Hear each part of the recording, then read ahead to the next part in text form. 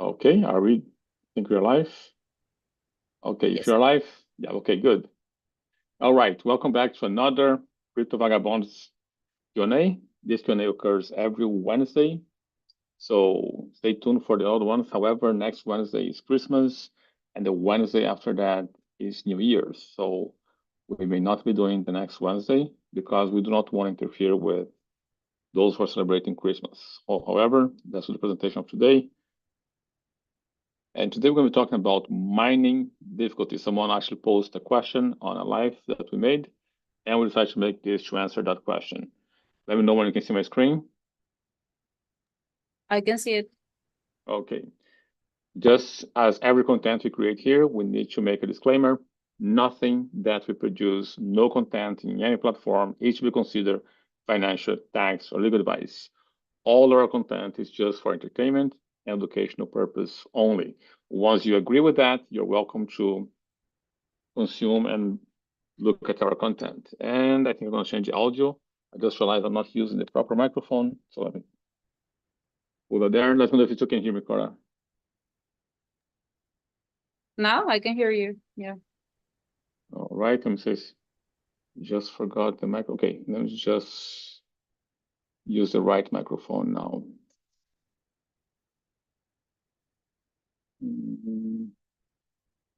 Not give me the option.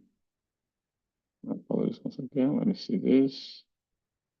Okay, if the audio is good, I'm gonna keep this microphone. Oh no, I think I got it here. Can you hear me now? Yes, I do. Okay, so we can continue then. Okay, let me go for the next slide. Let me know if you cannot hear me. Okay, so once again, welcome to the CryptoVagabonds Q&A. Remember, this Q&A occurs every Wednesday at 1 p.m. Eastern Time. However, next Wednesday is Christmas, and the Wednesday after that is New Year, so we will not be here. We allow you guys to celebrate your holidays, but you can always interact with us in Clubhouse, Tuesday to Friday at 7 a.m., and of course, here on YouTube, Instagram, and X. Today, we're going to be covering the mining difficulty. And we're having them live 2 weeks ago, and someone asked a question about the mining difficulty and what would happen if all the Bitcoin are mined. Problem that is going to occur at least 120 to 140 years from now. So let's go for the roadmap. First, we're going to be talking about what is mining difficulty, how does it work? Of course, we're going to oversimplify as always, and what happens, what could happen when all Bitcoin gets mined about 140 years from now, and what will be the future of miners. So here we go. What is mining difficulty? It's an adjustment that occurs when Bitcoin gets mined. The idea is to have all the blocks on average 10 minutes between them. On average, it doesn't mean every 10 minutes. People need to understand this. It could be that one block takes 15 minutes, another block takes 5 minutes. That is still on average 10 minutes. So that's pretty much the heartbeat or the clock within Bitcoin network. So the difficulty adjusts every 2016 blocks or approximately every 2 weeks. So how does it work? If blocks get mined too fast, the difficulty will increase. If the blocks get mined too slow, the difficulty will decrease. So these are very dynamic and has been consistent since the creation of Bitcoin. So that's what happens. The idea is to keep all the blocks being mined on average every 10 minutes, or the solution for the mathematical cryptographic equation to be solved on average every 10 minutes. And here, once again, if it happens too quickly, the mine difficulty will adjust.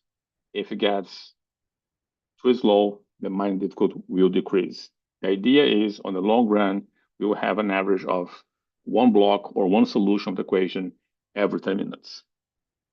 Now, of course, it does get affected by price. You need to understand that the first Bitcoins got mined by simply a laptop. And here I want to open a little bracket to you guys. If Bitcoin could be destroyed, that was the time to do it. The mining difficulty was very low. We were just a few laptops doing the mining. And of course, eventually, as Bitcoin acquire price and the price starts to go up, guess what? Profit attract more miners. And today, if you want to mine Bitcoin, it's going to be very difficult for you to make any BTC because there's a lot of large companies. And of course, now BlackRock is also entering the mining game. So it is not something that the regular person can do anymore. There are a few loopholes that you can participate on the mining, but mostly is left now for large corporations. And that's because the difficulty had increased and the amount of computational power required to solve the cryptographic puzzle keep on increasing. So, and the question is, what would happen, right? Because as the difficulty increases, guess what? The reward decreases because on average, every 4 years, that reward gets cut in half. So here we have a graph that shows that since 2023, it's pretty much steady. The difficulty is going up and the price is going up. But that has not been always so. You can see here, difficulty is still going up, but the price is plummeting. There was one event here that I want to share with you guys, which is 2021, when China pretty much made illegal for miners to be there and for the mining to be occurring in the territory of China. And what happened is you can see that the price went down first, and because people started to predict that that would be taken, and then this drop on miners or activity of computers mining BTC had also decreased. And then, of course, it has pretty much been going up regardless of the price. Same things in China, you can see a constant going up in difficulty regardless of the price plummeting. Now, as the price starts to pick up, we see things going up. And here is very well highlighted. This was when China decided not to have miners on the territory. Another thing I want to say to you guys is this was the greatest favor that a government has ever done to BTC. This is even greater than El Salvador adopting BTC, at least in my view, because that was one question that everyone had in their minds. What would happen if China create a great wall and then the miners and the nodes in China wouldn't be able to communicate with the nodes outside China? They're talking about the digital Great Wall of China. So by pushing out a great number of miners from China and relocating them in other regions, this to me was the greatest favor because China solved one of the biggest issues that Bitcoiners did not know how to solve. So as you can see, a drop on mining power can occur due to lower prices or regulatory crackdowns. Just an example I sent you guys. I talk just about on this slide, China banning mining on their territory. So the point is mining difficulty is right now on its all-time high. Guess what? The price of BTC is also breaking new all-time high. And the hash rate, the hash rate, the higher it is, the more competition for the blocks, the more secure the network will be. So the question is, can high difficulty hurt small scale miners or hurt BTC? Once again, only large corporations will be able to mine BTC, unless, of course, we have some great advancement with quantum computers, and that may change things. But as things are now, we will need centralized systems with large corporations doing the mining. I don't think it's going to be a way, unless something changes, where it's going to be decentralized mining as has been in the past. So another question is, what would happen when 21 million Bitcoin are finally mined? Because what happens right now is miners get two rewards: the newly issued BTC plus transaction fees. So whenever the solution of the equation happens, we have Coinbase, which is not the exchange, but it's a term given to the BTC that was issued. So there's no previous wallet. It just appears as credit on the miner's wallet. And then together with that, all the mining fees gets rewarded on that wallet address of the miner. So the question is, okay, once we don't have any more BTC to issue, would the mining continue just with fees from the users? My answer to that question is a yes. So the block rewards over time, it started at 50 BTC per block, and when Bitcoin was worth zero. So when Bitcoin was worth zero, we had mining, and mining continued to increase. And of course, then from 50 block, it got cut into 25 BTC per block. Sorry, from 50 BTC per block, we got cut to 25 BTC per block, then 12, then 6.25, and right now the reward is 3.125 BTC per block. So as you can see, the reward is diminishing, but the price is increasing tremendously. Now, what would happen when 21 million BTC that are already mined and the rewards would be zero? Would we still have transactions, and would be the miners would be able to work with transaction fees? My answer is yes. BTC replaces gold. We can see already countries using BTC as a reserve currency. For instance, the US has already decided to do that. Russia is thinking about doing that. I wouldn't be surprised if China decides to do that. And they still transact with gold. I cannot see any transaction fee in the world today that supersedes the transaction fee for gold.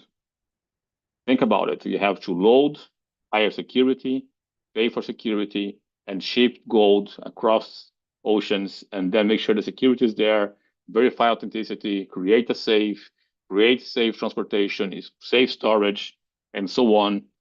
That is a very high friction and high cost on transactions. BTC can happen in a few minutes. Let's say even if you count 6 blocks, we talk about a few hours, and it is digital. So the cost of transaction, if you compare the BTCs, is replacing gold, and large corporations and states, countries are making transactions. I would say they will transact in the same manner that no one talks about transaction fee for gold. No one will be discussing transaction fees for BTC. And the miners will say, this is the price of the transaction. You are willing to pay or not. I had transactions that took over 60 days to be approved because I just want to experiment. If I pay a lower fee, how long would it be taking for my transaction to be there? So if you don't care about time, you can pay a lower fee and a transaction event is going to be picked up either by 60 days or by increase of value of BTC. And then what you're paying for the transaction in terms of Satoshi is going to be worth transacting. So that's my answer. I think transaction fees will be able to sustain the network, especially if Bitcoin continues to go up in value and states, countries, and large corporations start to use as the reserve currency. So as of now, people say that the fees are not enough for the mining to be profitable. However, we're talking about 100 years from now, and I think the value is going to increase to the point where whatever fees they are collecting will be enough. Now, the question remains still, without monetary incentive, it is pointless to mine? I don't think so. So by the time that happens, I think the price will be so high that transaction fees will be more than enough. We cannot predict where the price of BTC will be 100 years from now, 130 years from now, when the last Bitcoin we mine. However, what I can tell you is that as rewards is being cut in half, as you can see on the graph, the mining power only increases. You can see here,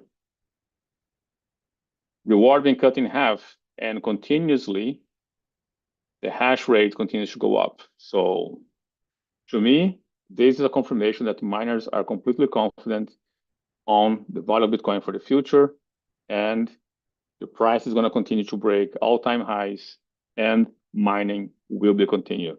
I don't think just the miners have that optimism. I also share the same optimism. And with computational power becoming more efficient, the cost of mining or the cost of the microchips may also diminish. We now have, for instance, quantum computers, and I think that will change the way Bitcoin gets mined. So one of the things that I think is going to happen, miners will continue to find access to cheap renewable energy. We already see, for instance, Google and Amazon and a few other companies, Google and Microsoft, buying their own nuclear plants. I think it will be a matter of time before it becomes feasible for miners for instance, to have their own nuclear plant, prioritizing energy for BTC and selling the surplus of energy to someone else. So I think we're going to live to see the point where large companies, like for instance, BlackRock, will buy or build nuclear plants to make sure they can buy BTC at profitable prices. So that to me is one of the things that can happen in the future. So Bitcoin holders, institutions, and government may also subsidize. I don't think that would be the case, but there's also another possibility. If countries are using BTC for their transaction instead of gold, it could also be that they find ways to subsidize mining to maintain the network security, especially as Bitcoin continues to be the reserve currency for the globe. I don't believe Bitcoin is for the people. I think Bitcoin is for the sovereign, and that includes sovereign countries and large corporations. So let's go for a little recap. I hope you guys can understand the mining difficulty will continue to go up and how that works, and my view or my ideas on what will happen when all Bitcoin get mined and the future of miners. I think it will be large corporations, and once again, we will be able to see, at least I'll be able to see in my lifetime, I believe, Bitcoin miners purchasing or building nuclear plants. So that's my view. If you want to find out more about things like this, consider joining the Academy. Link for that on the description below. And also, one other thing, cryptocurrencies allow you to be sovereign and to be in full control of your money. If you want to find out how to do that, once again, link for that on the description below. And with this, I stop the presentation and I'm going to be answering your questions. Thank you. And let me see if I'm back here. Good presentation. Thank you for doing it. I think you made it. Very well done. So,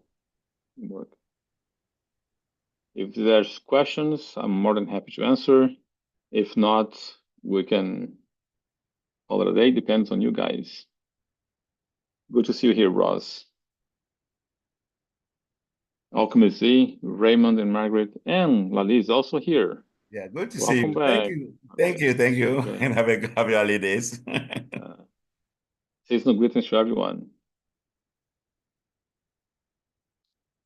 Yeah, I think it was on a Sunday that someone asked that question to us, Ankara, about the difficulty.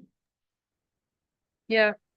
It was also on the newsletter of the, I think, beginning of December or ending of November. It was something that Alchemist was discussing in the newsletter too. And then the conversation came up this month, and yeah. Do you have any comments or views on this, Alchemist?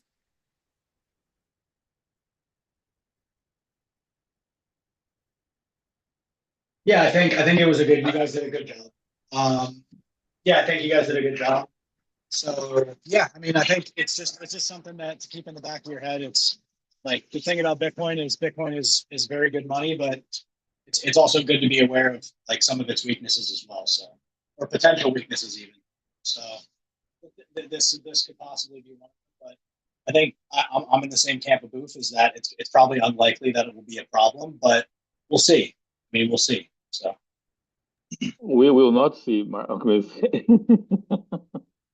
Well, no, we will not see. Yeah, you're right. We will not see. It's about 130 to 140 yeah. years from now. So unless the problem starts before then. If that's possible. Who knows? Yeah.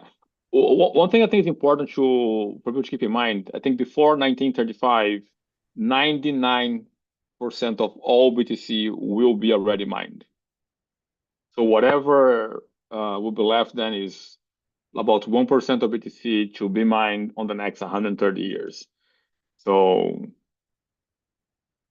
I would say if it doesn't happen before 2030, I think it's going to be 2036 or 2034. If it doesn't happen by then, we are fine. Like, and I'm glad that large institutions like BlackRock are already taking part on the mining. People see that as a threat. I don't. Go ahead, Cora. No, I was just I think you say 1936, and I was gonna ask you if you meant 2036. Sorry, 2036. I think 2036, 2034 is when 99% of all BTC will be completely mined. I know it's before 2036. And we will see that, we will see. Because the reward is only going to decrease. Now it's 3 point something. It's going to be like less than 2 BTC per block next time. So Mm. It's gonna be like less than one in, yeah. yeah. But basically, you think the price is gonna be, yeah, like whatever you already said. The price is gonna be so high that, so BTC is now cheap, basically, right? BTC, I remember when I met a guy who gave me the carpet. You saw the carpet I have that says Bitcoin accepted, right? So that guy, he told me, say, listen, you can study all you want, you can do whatever you want. There's only one thing you need to know about BTC. I say what it is. I say, buy always, sell never. So I see that large companies are coming, and I think Bitcoin is always cheap. No matter which day you buy, no matter when you buy, it is cheap if you have a long-term view, right? I think we saw a graph on Sunday, like how many 1,000% BTC went up in comparison to all the other assets. So could we still see the same amount of gains? Will we be able to see 20 million%? I don't think so. Can we still see significant, like, let's say, significant percentage increase and BTC still being the asset that outperform everything else? I'll say yes. I'll say it's going to be a long time before we find another asset that can outperform BTC. So, and in that sense, I want people to also understand that there's no competition on the crypto space with BTC. There's nothing that has the same proposal. So some things may be able to outperform BTC in the short term, but there's nothing competing with it. Go ahead, Lali. I saw you mute yourself. Yes. Well, first off, happy holidays to all.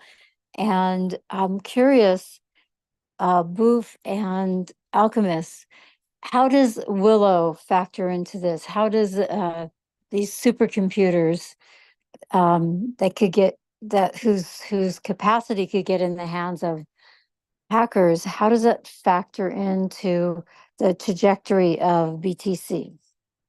Or does it? The safety factor.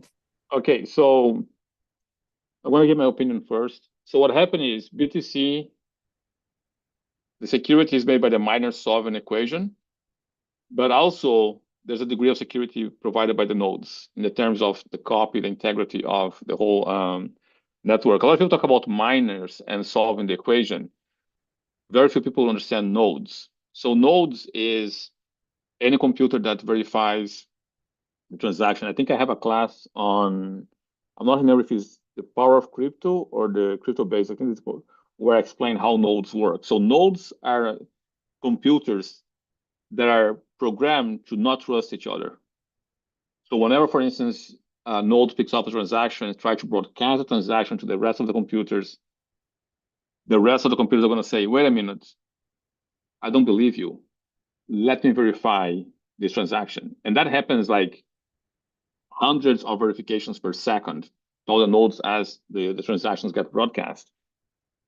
Now, as they're verifying the integrity of the transactions, the miners are solving the equation. And then when the miners solve the equation, those transactions that have been picked up get into the block. In order to hack BTC, you would need a computer powerful enough to hack hundreds, if not thousands, of computers simultaneously. That's the first thing. The second thing is you cannot only hack once.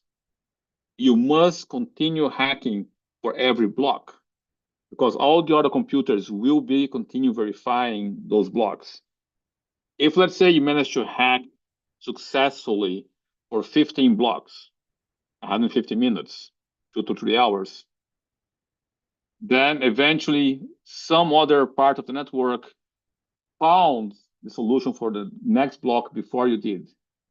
All your blocks that you managed to hack successfully collapses.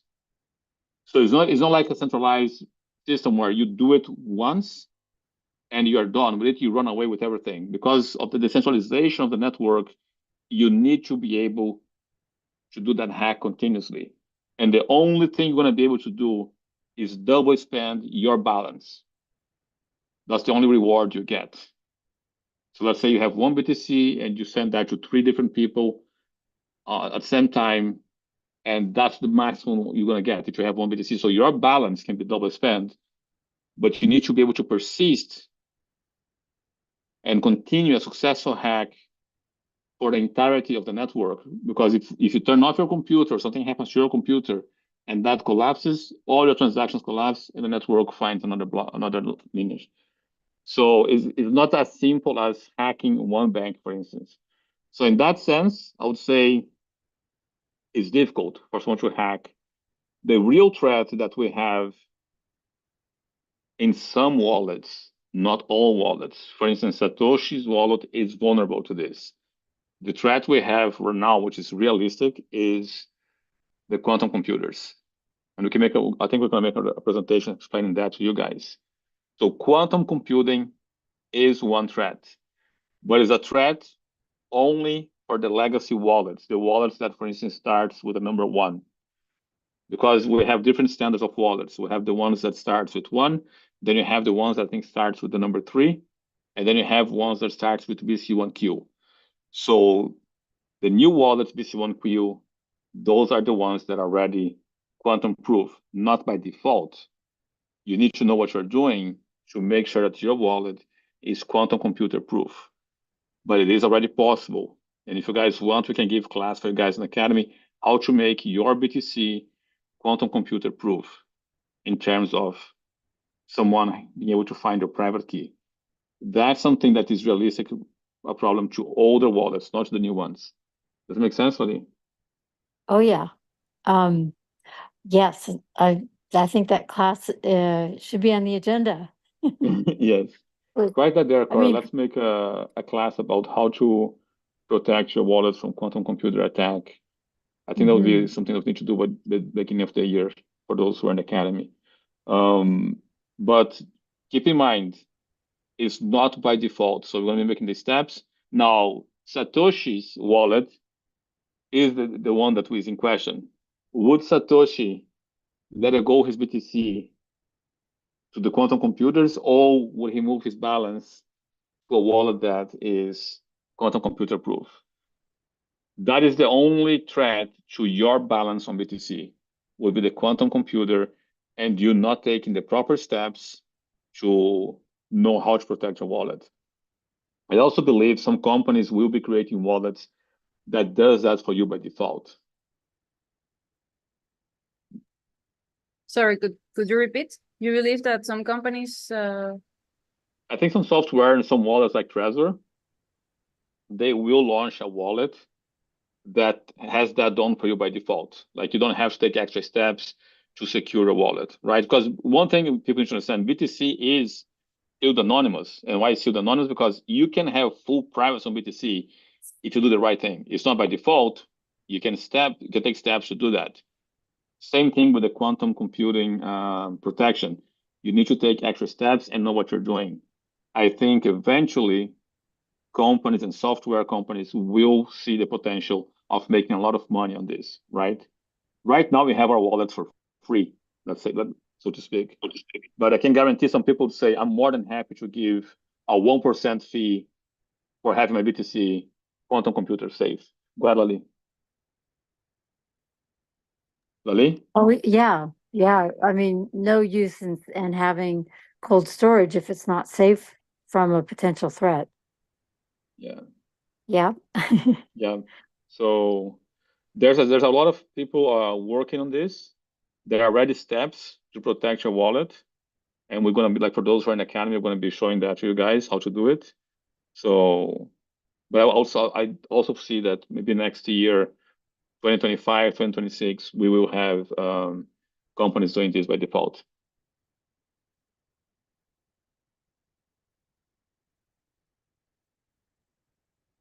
And welcome back, Bruno. It's been a while, man. Seasonal greetings to you, has. brother.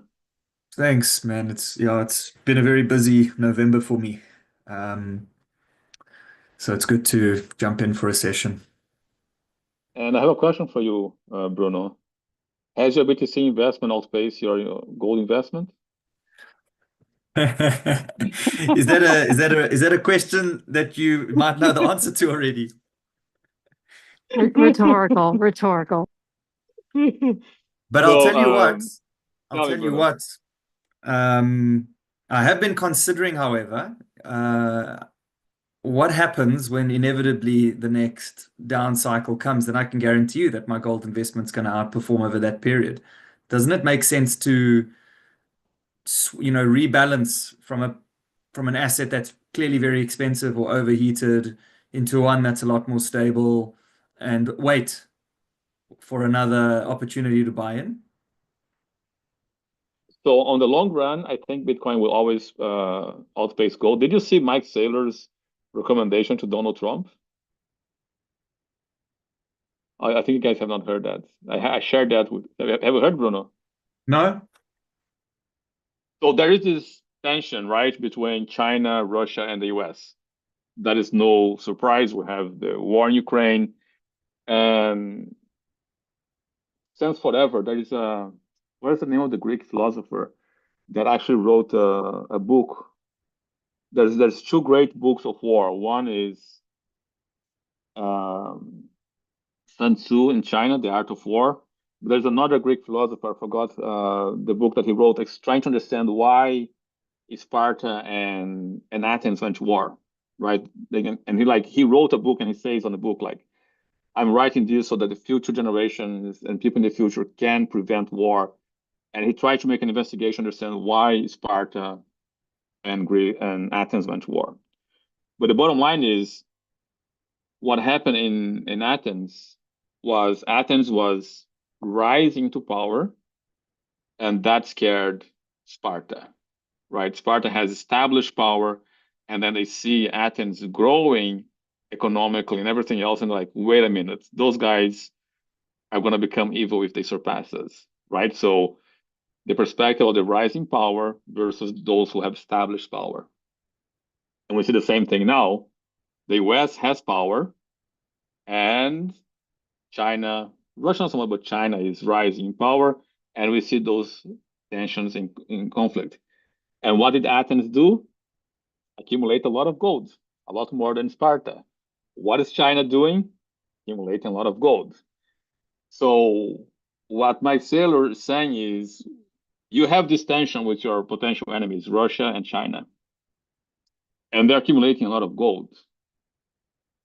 How about the US sell all its gold reserves and buy all in BTC? That will tank the price of gold, which means whatever your enemy is holding has a lot less value, which makes it more difficult for them to attack you. And you're buying this thing that is increasing in value much more rapidly. So you are becoming, the distance between you and them in terms of capital is growing too fast for them to keep up with the pace. And now they have a whole bunch of this metal, the shiny stone, I think is the word that Mike Saylor used, which is pretty much useless unless you want to make jewelry and use the industry, but has no monetary use because the US decides what's money. So if that happens, I think is a mixture between being a genius and being crazy, but that would be a checkmate on the tensions that we have today. So if that happens, I don't know. I just want to give the heads up to those who are holding gold. What if Does it make sense? what if the antagonism between the US and China and Russia is theater, and that behind the scenes, it's controlled opposition? So that's the one view to Michael Saylor that I would, that I don't think he appreciates. He sees it as very, clear boundaries between China has their interests and America has their interests. But in truth, you have people behind the scenes that influence the leaders of both these countries, and and actually direct geopolitics. And a lot of what we're seeing on TV and these fabricated tensions between one and the other are, I don't think, real. And that's why I'm less. I think even in your scenario, let's say that happens, Boof, and you talk about, America dumping. The truth is, you don't have to. It's not politicians that control the value of gold. It's the market. And the truth is that it's embedded in human psychology for thousands of years, and especially in places like China, where you have the average man on the street buying up as much as they can. It's not just politicians. In India, it's literally a status symbol. People use it for weddings. That's what you're going to have to evaporate to make gold useless. It's not just a political. It doesn't have political value only. I think that's what maybe Michael Saylor misses. No, when he used the word useless as a financial instrument, right? As the reserve currency, because there's two reserve currencies globally today. It used to be gold, and then the dollar took its place, and now they were sharing that reserve, so to speak, currency. The US always had gold, all the other countries always had gold because it was one thing which was very hard to counterfeit. It was a hard asset. It had always inherent value, not intrinsic, inherent value, which is very different. But there's a lot of negatives to gold. And I think the idea that never going to be dethroned, I think that is not a reality. We have seen many forms of money and currency dying. I don't think gold or Bitcoin would be an exception. I think it's all of them are going to have their lifetimes. We had an island that had large stones, and that was their currency. We have places where there was feathers. Very few people use that anymore. At one place, there were talc sticks. It's not there anymore. At one time was gold coin. We don't have that anymore. If we would try to explain to people 2 centuries ago that gold coins will no longer have value commercially, we don't use that, we use paper, people would be laughing at us. Literally 200 years ago. And to take the calculation from my great comedian, Joe Rogan, that is 2 people ago. People lived for about 90 to 100 years. So 2 people ago were using coins, like golden coins and silver coins, as form of currency. We don't use that anymore. I cannot go anywhere with a gold coin, buy anything.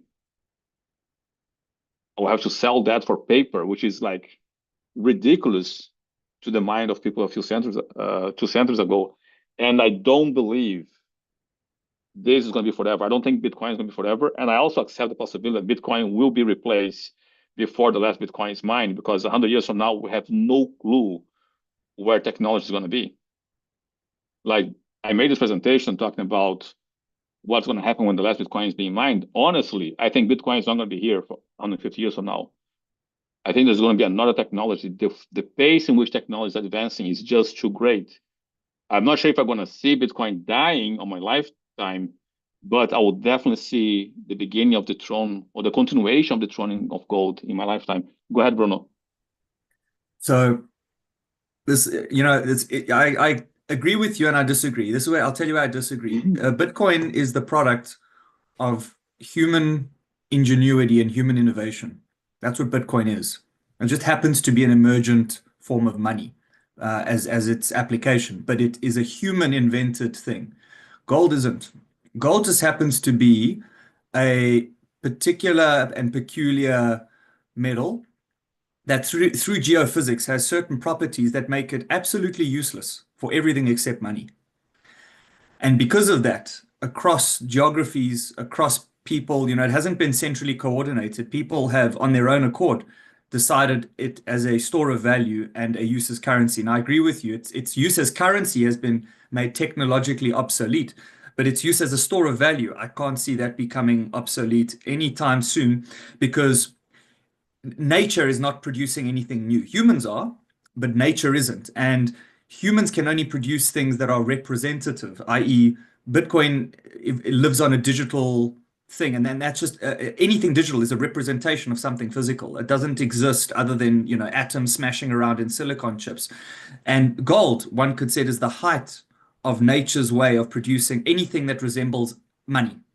Now, Bitcoin so far is man's best way of producing anything, you know, that is as sophisticated to become money that can compete with gold. But the truth is, I believe that they are complementary, and I don't want to put one against the other. I do think definitely Bitcoin probably amass a market value potentially higher than, but I still see utility with gold because, as I said, you know, it is possible that an EMP, cyber warfare, you know, rogue AI agents, I mean, your imagination is the limit, could take down the internet in its form. And like you said, you know, you could also have a Bitcoin competitor that dethrones Bitcoin. And it'll be like imagining dethroning Facebook. It's the winner takes all. It's that kind of thing, right? And for that reason alone, I think it's prudent to hold both. I don't think it's not prudent. That's not what I'm saying, Bruno. I still see prudent. What I see as imprudent is this: gold store of value is not 100% there. It depends on a window of time. And sometimes you can take decades where gold is not being a good store of value, is decreasing its value. Does it make sense? Like there's at least a 40-year window. Like if you take from the 70s until, let's say, 2008, 2010, gold was not a good store of value. It was depreciating value because it had a huge hype on the 70s when the US just depegged the dollar from gold. So on that window of time of 40 years, which is for many people a lifetime, gold was not a good store of value. Also, gold has never made anyone wealthy. Like anyone who is 100% in gold, I think being 100% in gold is very imprudent because gold is a store of value, preserves value. It doesn't go up in value. It just preserves your purchasing power. BTC has outperformed because it goes up in value. So I think it is prudent to diversify. I think as a substitute for massive depreciation of purchasing power, I think that is a great role for gold. As a way for you to increase your wealth, I would say no. To preserve your wealth, I would say yes. So I think the difference between BTC and gold is that BTC has some similarities, doesn't have the weakness of gold, but it can increase your purchasing power where gold may be able to preserve or lose less than everything else. Does it make sense, Bruno? No, 100%, and I agree with you. The only reason Bitcoin is growing your wealth is because it's an emergent. It's kind of like the first people who held gold. If you can take yourself back to a point in time when the first people discovered that all of a sudden there's this thing that protects your wealth better than seashells and feathers, and then the market value of that went through the same exponential pattern as Bitcoin. Eventually it plateaus though, as the market settles, and that's what its utility in society is. And then it becomes more stable, and then it just maintains its power. Now, Bitcoin has only been around for 15 years, so it's still in its emergent phase. And that's why you 100%, and I 100% agree with you, it has the ability to not only store value, but to also grow value while it becomes adopted by more and more people, more and more institutions, more and more governments, etc. Sooner or later, though, it will find a saturation point, a market equilibrium, and wherever that is. I don't know if that's at $1 million, if that's at 500,000, I don't know if that's at 10 million. You know, that's the market to decide. But I 100% agree with you. It's an asymmetric bet. Until that point, you almost guarantee that this thing is going to beat pretty much anything in there because it's in its infancy. It's like investing in TCP IP protocol when the internet was first developed. It's like investing in that. So I agree with you. I agree with you. Yeah. Another thing I would say, and again, not financial advice, but for people who are like gold bugs, right? What I say is take 20% of what you have in gold, put in BTC. At one point, what you hold in BTC is going to surpass what you have in gold whenever Bitcoin go 5x. And whenever gold 10x, if you're really into gold, you can do the reverse, right? It went, let's say you took 20%. At 5x, it equals your holding. At 10x, it doubles the value of your gold. Guess what? Take 20% here, buy more gold. It went there again, 10x, take 10% here, and buy more gold. If you're really a gold bug and you think like gold is the way to go, you can also use BTC as a mechanism to increase your holding of gold. Does it make sense, Bruno? Yeah, that's what I meant in the beginning, where I was saying, create your wealth. Bitcoin is creating wealth right now. But at a certain point, I mean, you mentioned our gold for a period of 40 years didn't preserve value. Bitcoin over short periods of time has also destroyed value. We're talking about drawdowns of 80%. If you were unlucky to buy at the top and sell at the bottom, 80% of your wealth is destroyed. So that is for those who are, I mean, I know like Alchemist is on this call, you're sophisticated enough to know when a market is approaching a overheated territory. There is a solution to either take profits in cash or store it in a different store of value that tends to just be a lot more stable, and then reverse the trade when Bitcoin becomes cheap again and keep rotating. And if you do this successfully, you compound your wealth over time. Yes. The thing is, the reason why I say gold 40 years, because it's very difficult to pick up I mean, of course, Bitcoin has 15 years, but it's difficult to take, for instance, S&P 500 or let's say BTC for 15 years, because 40 years, normally, I don't know, it depends where you are in the globe, after 35 years of hard working, you are entitled to a retirement, right? So if you see gold as a retirement money, and for the 40 years that you're working is appreciating value for that particular window of 40 years, that is a very long window of depreciation. That's why I chose to use 40 years. So BTC, yes, in 8 years, I'll say, you may have loss of purchasing power. However, it's very difficult to take any 10-year window and see the same. I would say maximum you can go is 7 to 8 years and see some depreciation if you pick a precise date. But gold went for 40 years in a very slow decline. Now, of course, is picking it up. So I think because of the lack of volatility on gold, I would say it can take much longer. And because of the hype that we had with changing on the monetary policy by Nixon, it went really high on a frenzy that took like 40 years to compensate again. Layered money. Oh yes, we can make a discussion about that. Apologies, broken money, not layered money. Oh, broken money. Okay, yeah. It is amazing that. Go ahead, Cora. Continue. Go ahead. No, I was just gonna say, like, we talk about here, like broken money, layered money. Most people don't even know what money means, like, and I think that's one of the biggest problems we have on the globe today. But go ahead, Cora.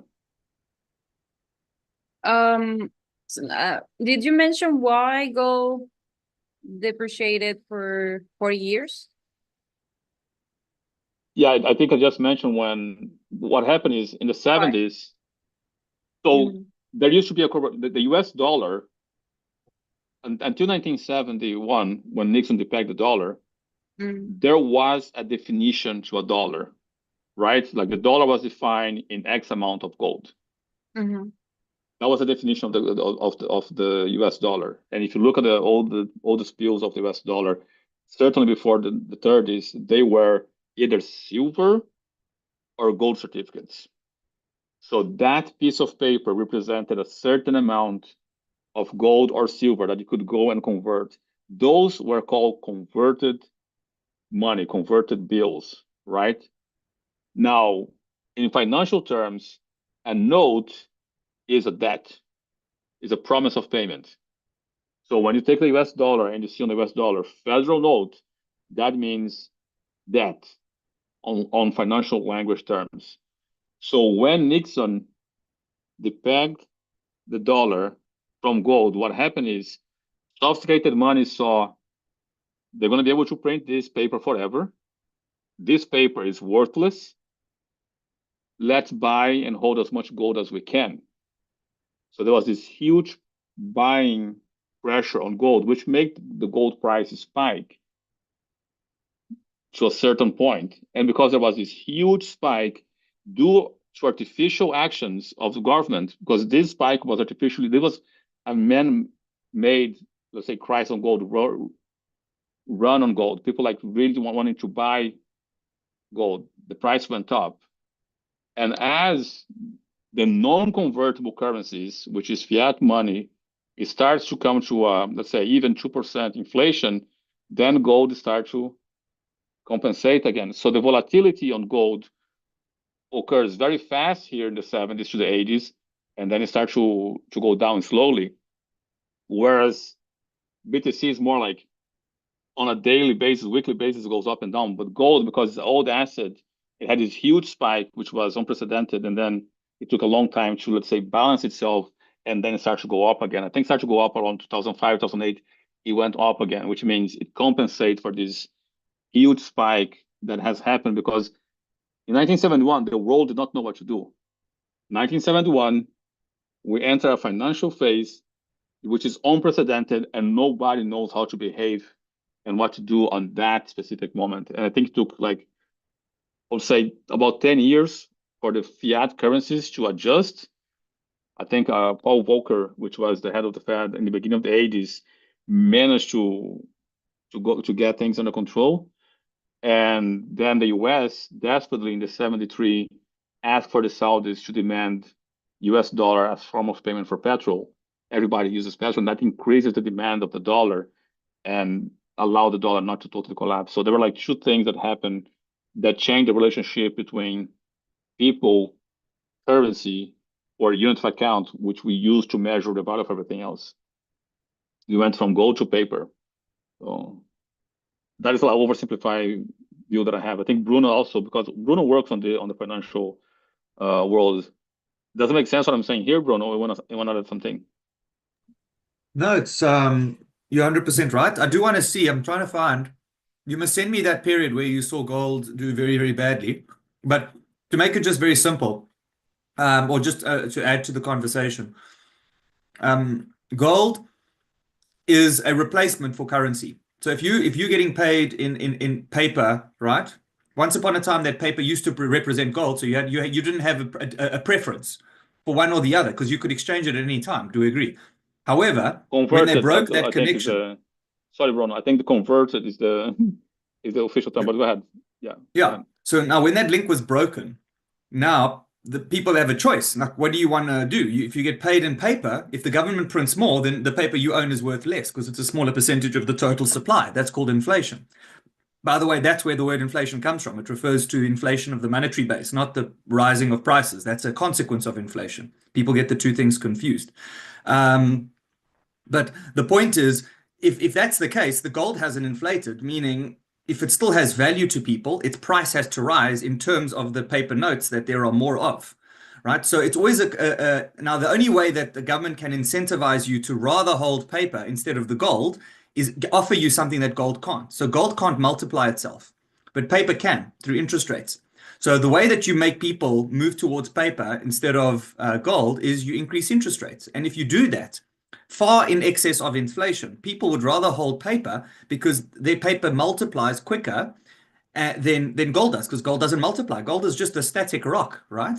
That just its supply is very conservative.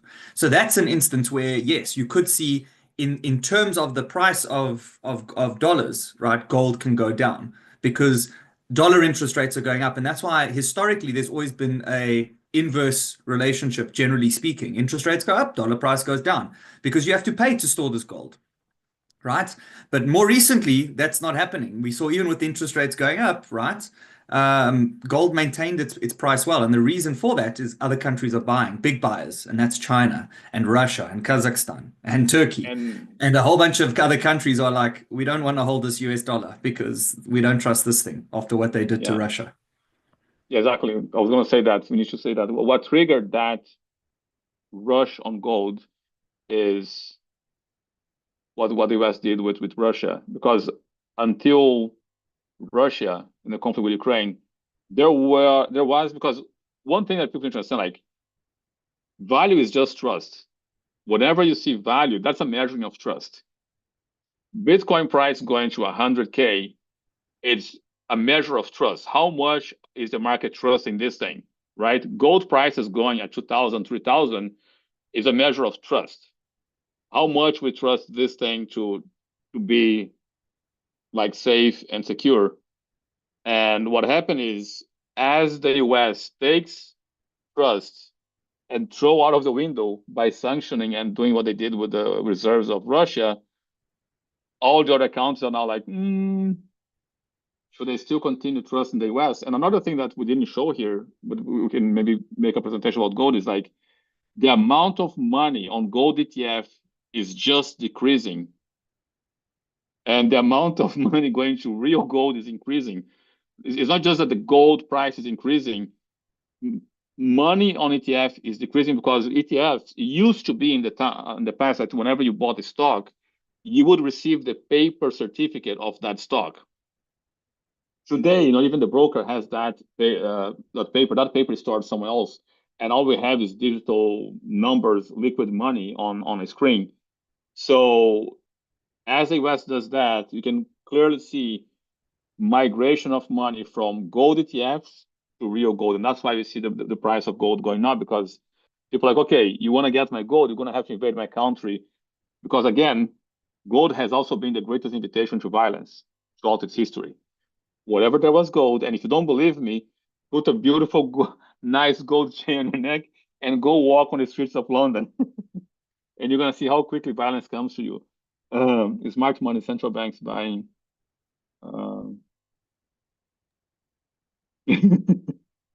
So Yes. Wolf, you're saying, so on all the conversation you guys were saying at some point that gold is also like it keeps the value over time, but there are also some situations, special situations that, as anything, make it lose or gain value.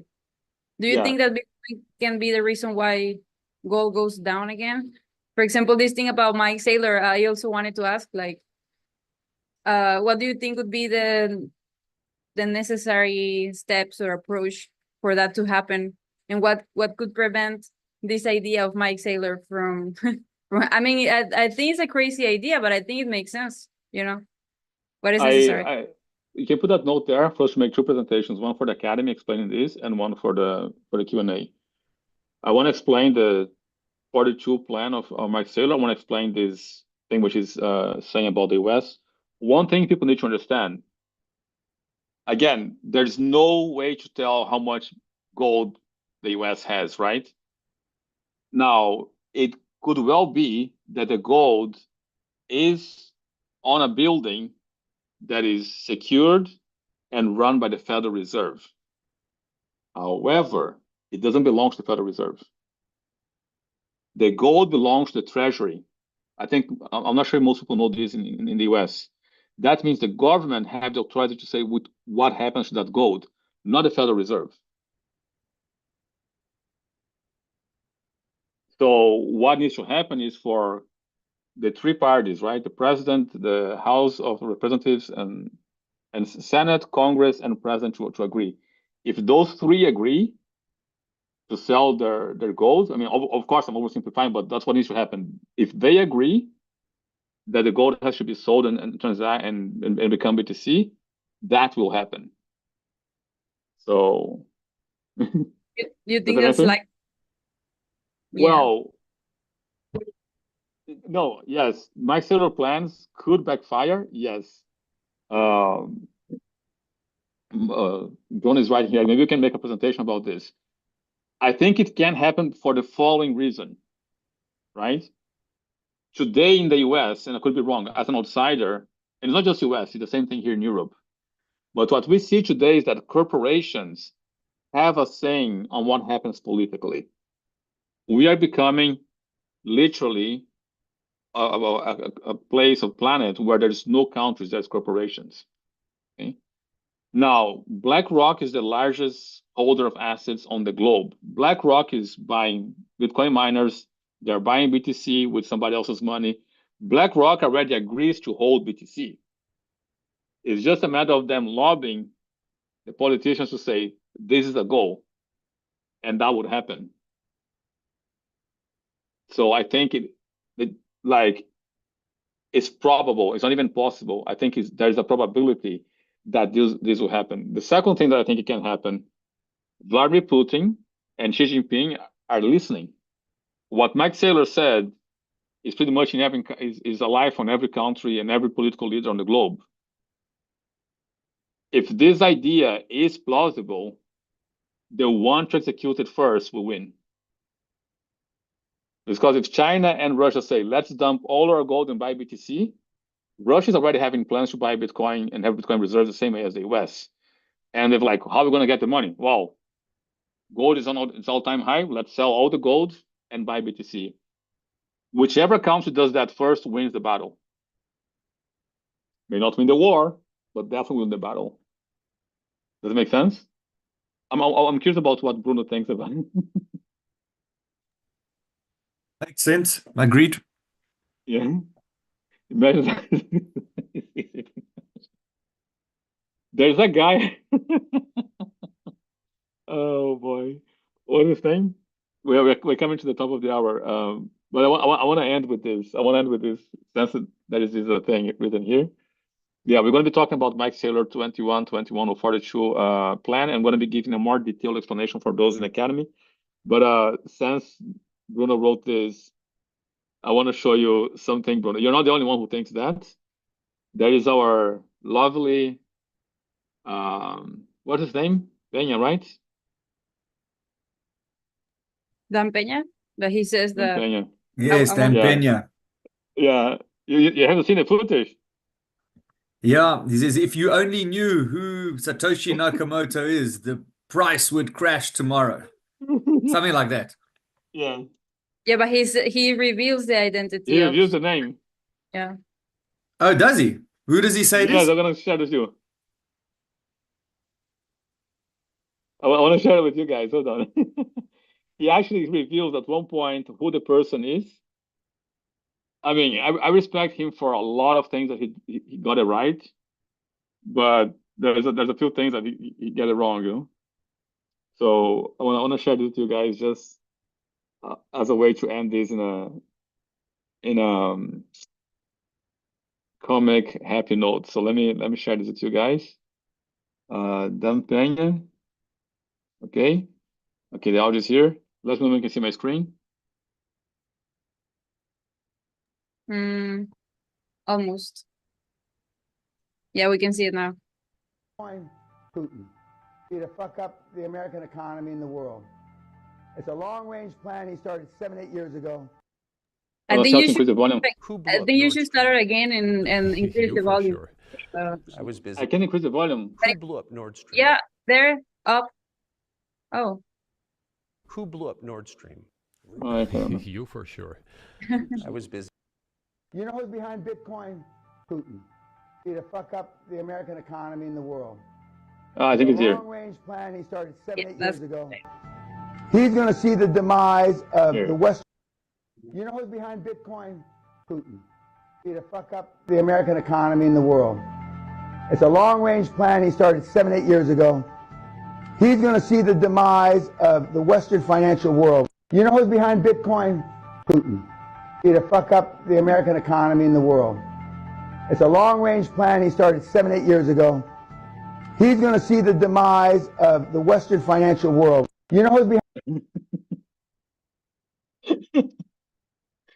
So here go.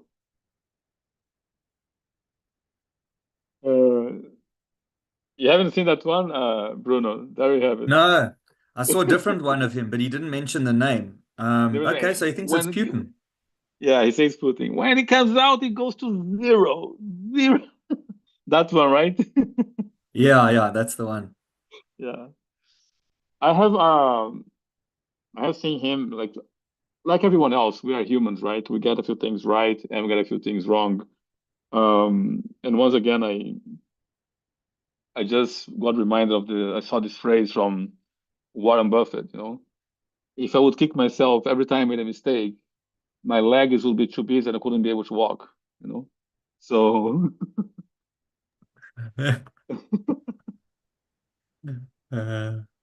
so Is it nobody still- gets everything. What, Karen?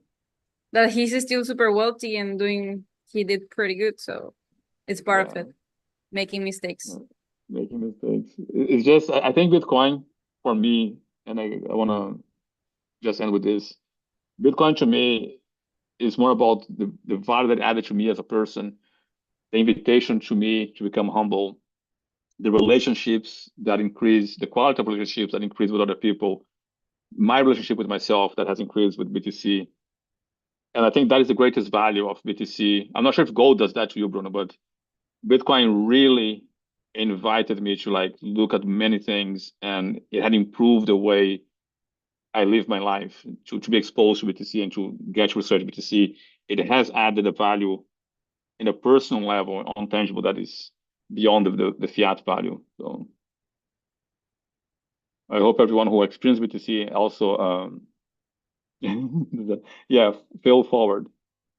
So appreciate you guys. We are 8 minutes over the time. Thank you. Bruno? I think Bruno is on. No, all good. Good. Thank you, brother.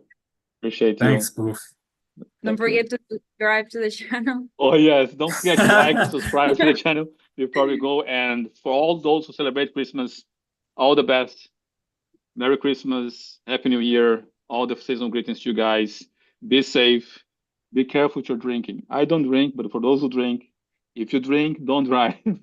Be safe on this Christmas, and see you guys January for this Q&A. Thank you. For those who are in Academy, I see you guys tomorrow. For those from Clubhouse, I also see you tomorrow morning. Thank you. Appreciate Cheers, you all, Wolf. guys. Bye, everyone. Goodbye.